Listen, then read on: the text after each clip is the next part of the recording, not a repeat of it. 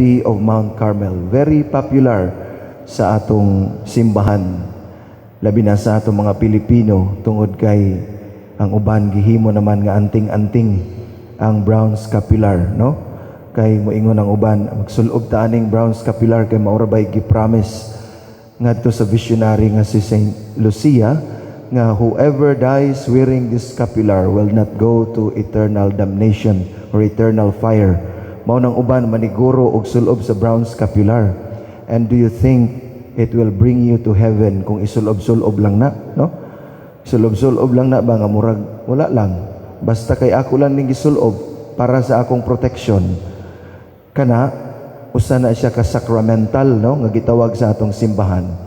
Kung bisan dako pa kaayo imong scapular nga isulob, pero dili nimo puy-an ang mga hiyas, mga virtues kinabuhi ni Maria, wa gyud mabag-o sa imong kinabuhi. Di gyud ka makaabot sa gingharian sa langit.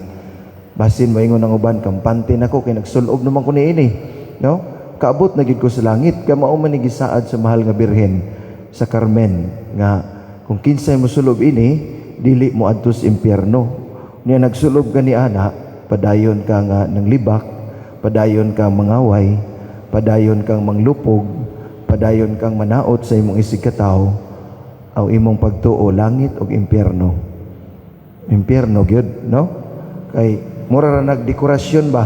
Parehos ra na sa mga Pariseo ug mga eskriba nga magsuroy-suroy sila sa kadalanan aron ingnon nga magpenitensya sila, magbutang sila diri og kadtong ilang mga balaod, ibutang silang agtang, butang sila mga bukton asa panang dapita, o magsulob sila sa ilang mga tag-as kayo nga sinina aron ingnon nga sila nagpuasa, sila nagbasol sa ilang mga sala. Pero sa ilang kasing-kasing hugaw og layo ra gyud kaayo sa Ginoo. Ang pagsulob nato sa brown scapular dunay matud ni Father Cavano nga usa ka OCD, no, Order of Carmelite Descalzed. Ingon siya dunay tulo ka punto nga angay natong hinumduman sa atong pagsulob sa brown scapular. First is that the brown scapular would remind us, mapahinumdum ka nato nga kita sakop sa usa ka dako nga pamilya ni Maria, no? We belong to the big family of Mama Mary, nga kita mahinumdum unta nga mga anak ta ni Maria. Kumo kay anak kita ni Maria, ato untang puy-an ang iyang mga hiyas ug ato siyang himuon nga atong inspirasyon ug modelo sa atong pagsunod kang Kristo. Ikaduha, sa atong pagpuyo o paghimo kang Maria nga inspirasyon isip atong sumbanan sa atong pagsunod kang Kristo, ato untang puy-an ang mga hiyas ni Maria, that we should be like Mary, no? Unsa may mga hiyas ni Maria, very humble, very silent, and always be obedient to the will of the Father. Kanunay nga nagsunod sa kabubuton sa Dios. Kita mga masupakon mantang mga anak sa Dios. Si Maria would always cling on to what is the will of God. Bisan og dili siya makasabot unsay nahitabo sa iyang kinabuhi, unsay mga pangitabo sa iyang kinabuhi, apan ang iyang kinabuhi kanunay iyang gipunting ngadto sa Dios nga Amahan.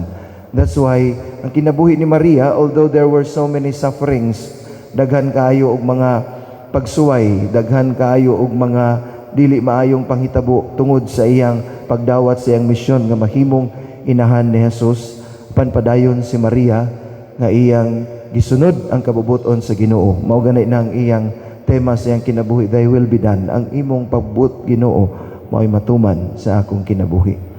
Ikatulo, mga igsuon, ang atong pagsulob sa brown scapular o atong pagdibuto ngadto kang Maria would somehow remind us sa atong inahan nga in a very silent way si Maria nag-uban kanato sa kanunay, no?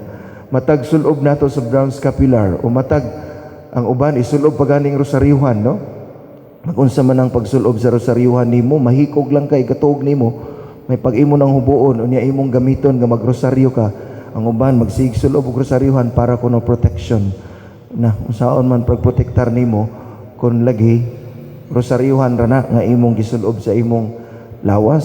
Parehas ra gyud na sa atong magpabindita taglukay kay para muhawa ang yawa sa atong panimalay.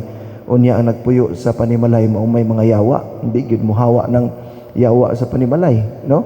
Magpa-blessing ta kay aron mura makugnaay na feel, Father, nga dili maayo. Ang imong baba dili na maayo. Ang imong mga kaubanan di man mga maayog batasan. Kamoy pamahawa ni anang panimalay. Kaya mga nindot nga espiritu aron maoy mo puyo diha, kamoy muhawa balhin mo glain panimalay, no? Parehas ra na sa atong pagsulob sa atong mga habito, mga uniform, sutana unsa diha. Walay kapuslanan ang tanan kung dili nato puy-an ang kinabuhi ni Kristo o kinabuhi ni Maria o atong sundon ang ilang mga hiyas. Kini mga igsoon, pahinumdom ka nato whatever devotion we have, no? Ang uban lagi magkapuliki nagsulob sa ilang mga unsa pa na diha, mga medalya, mga unsa na rosaryuhan, mga lain-lain ng mga sinina. Unya ang atong mga batasan lagi di man mausab. Unsaon man nato ni ana, no?